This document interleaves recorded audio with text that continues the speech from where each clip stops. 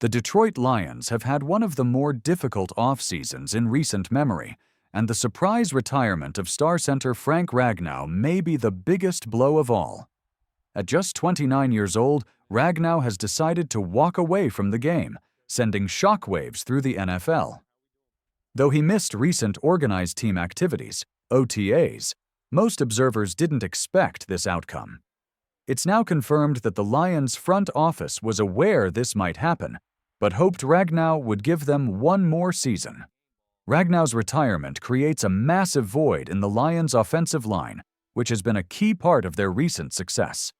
Detroit's offense was built on two pillars: top-tier play calling from former offensive coordinator Ben Johnson and elite trench play from one of the best offensive lines in the league.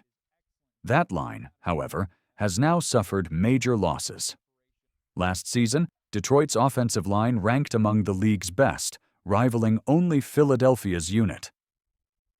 From left tackle Taylor Decker to right tackle Penei Sewell, the line was dominant. Ragnow was at the center of that excellence, both literally and figuratively. Alongside veteran guard Kevin Zeitler and the experienced Graham Glasgow, the trio anchored the interior. But now, both Ragnow and Zeitler are gone, leaving behind only Glasgow, who struggled last year and is now expected to shoulder more responsibility.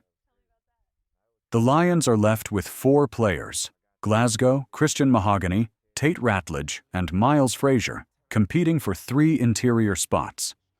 Glasgow is the only one with significant NFL experience. Mahogany is a second-year player who hasn't taken a regular season snap. Ratledge and Frazier are rookies out of Georgia and LSU, respectively. Early reports from OTAs suggest that Ratledge is being given the first shot at center, but asking a rookie to fill Ragnow's shoes is a tall order. At best, they might hope for 75% of what Ragnow provided. At worst, it could be a disaster. Center is a unique position that demands more than physical strength. It requires mental sharpness, leadership, and constant communication with the quarterback. With Jared Goff entering a critical year in his career, the change at center could disrupt chemistry and rhythm on offense. This situation is striking when compared to the Chicago Bears. While Detroit's interior offensive line has taken a hit, Chicago has significantly improved theirs. The Bears added Joe Thuney, Drew Dalman, and Jonah Jackson, three experienced players who should immediately boost their protection and run blocking. Meanwhile, the Lions have rookies and question marks.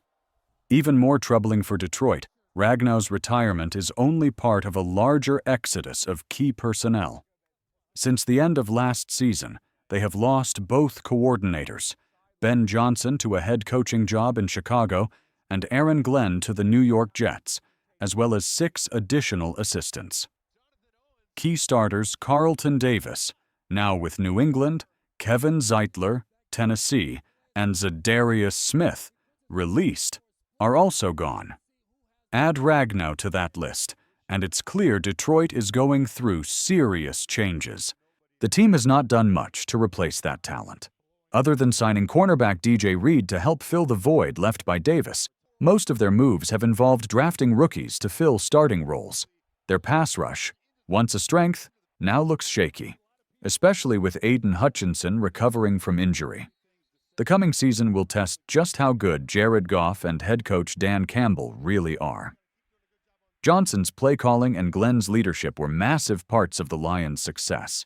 Now, with so much change, it remains to be seen whether Detroit can maintain its upward momentum or if the NFC North will crown a new champion. With Detroit dealing with a flood of departures and uncertainty at key positions, the NFC North no longer feels locked down. Other teams, especially the Bears, now have reason to believe they can compete for the division title in 2025. The Green Bay Packers enter the season with some doubt surrounding quarterback Jordan Love. Despite finishing the year strong, Love was inconsistent and failed to take a significant step forward. Head coach Matt LaFleur has had to defend his quarterback publicly, trying to reassure fans and media that he's still their guy. The situation doesn't inspire confidence. Meanwhile, the Minnesota Vikings are entering a season of transition. The team still boasts talent across the roster, but they are expected to start rookie quarterback J.J. McCarthy. While McCarthy has strong potential, rookies are always unpredictable, especially at the most important position on the field. This leaves the Chicago Bears as the team with perhaps the most upward trajectory in the NFC North. After a series of smart offseason moves, Chicago looks more balanced, better coached, and more confident than in recent years. While it's not a guarantee they will win the division, they absolutely belong in the conversation. Much of the optimism around the Bears begins with the coaching staff. After years of mediocrity, Chicago hired Ben Johnson as their new head coach. Johnson was one of the NFL's most respected offensive minds during his time with Detroit. His arrival brings immediate credibility and new ideas to an offense that has struggled for consistency. Helping him on the defensive side is Dennis Allen, a seasoned coach with head coaching experience and years as a respected defensive coordinator. The Bears have also brought in several well-regarded assistant coaches, including Eric Bieniemy and Antoine Randall L. These hires signal a fresh start and a focus on developing a strong, modern football identity. Coaching isn't the only area where the Bears have upgraded. Their offensive line, particularly the interior, has been completely overhauled. Last season, injuries and inconsistent play made it difficult for the Bears to establish dominance up front. This year, the addition of players like Joe Thuney at left guard, Drew Dalman at center, and Jonah Jackson at right guard gives the team a vastly improved core. Each of these players has been successful elsewhere and brings both talent and leadership to the unit. When comparing that to Detroit's current offensive line situation, the contrast is stark. The Bears are entering the season with confidence and stability, while the Lions are scrambling to find answers in the middle of their offensive front. Beyond the trenches, Chicago has also added more playmakers. Though some of the new talent is currently recovering from minor injuries, the additions of young prospects at wide receiver and tight end have raised the ceiling for what this offense can achieve. Add that to the solid receiving cores already in place, and the Bears finally have the weapons to support their quarterback, something that's been missing for years. All of these factors point to one reality: the NFC North is no longer Detroit's to lose. It's up for grabs. The idea of the Chicago Bears being a legitimate contender in the NFC North isn't just wishful thinking anymore. With significant changes made across the organization, the Bears are beginning to resemble a modern competitive team. Here are the main reasons why they could win the division this season. 1. Coaching stability and modernization. For too long, the Bears have lagged behind offensively due to poor coaching decisions. That should change under Ben Johnson. As Detroit's offensive coordinator, Johnson was known for creative play calling and maximizing the talent around him. With more control in Chicago, he now has the chance to implement his vision fully.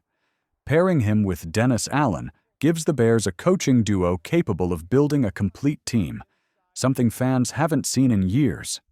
The Bears also prioritized leadership when assembling the rest of the coaching staff. Eric Bieniemy brings years of experience and a winning pedigree. Antoine Randall L offers insight as a former player-turned-respected position coach. The team has created an environment where both players and coaches are expected to grow and win. 2. Upgraded interior offensive line. One of the biggest issues for the Bears in recent years was the offensive line, particularly up the middle. Injuries, inconsistency, and lack of depth plagued the team. That won't be the case in 2025. Joe Thuney, long regarded as one of the best guards in the NFL, is now the starting left guard. Drew Dalman, coming from a successful stint with the Falcons, brings intelligence and toughness at center. On the right, Jonah Jackson is a former Pro Bowler who, when healthy, can anchor the line. These upgrades not only improve pass protection, but should open up the run game as well. This line is built to give the quarterback more time and confidence, a key component to offensive success. 3. A more explosive offense. Talent alone doesn't win games, but it certainly helps. The Bears have made it a point to bring in faster, more explosive playmakers at both wide receiver and tight end. Though some of the young players are currently recovering from minor injuries, the long-term outlook is positive. By combining veteran presence with high-upside rookies, Chicago now has more ways to attack defenses. Whether it's quick passes, deep shots, or creative run schemes, the offense under Johnson is expected to be far more dynamic. 4th, a division in flux. Perhaps most importantly, Chicago's path to success is made easier by the current state of the NFC North. The Lions have taken a step back, the Packers are still uncertain at quarterback, and the Vikings are starting a rookie. If there was ever a time for the Bears to rise, this is it. With their improved coaching, better talent, and a clearer identity, the Bears are in position to shock the football world. They may not be the favorites on paper, but they won't be pushovers either. If the pieces come together, they could be the team holding the NFC North crown by season's end.